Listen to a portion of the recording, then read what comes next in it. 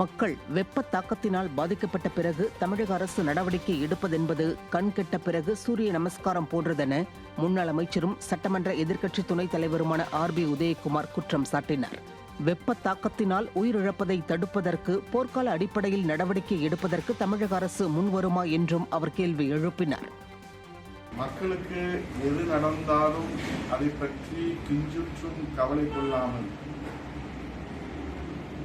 கல்மனது கொண்ட ஒரு அரக்க குணத்தோடு இந்த அரசு இருக்கிறதோ என்கிற ஒரு நிலையை நாம் பார்க்க முடிகிறது. மக்கள் இன்றைக்கு கொதித்தெழுந்து போராடி அதற்கு பிறகு தீர்வு காண்பது என்பது கண்கெட்ட பிறகு சூரிய நமஸ்காரம்.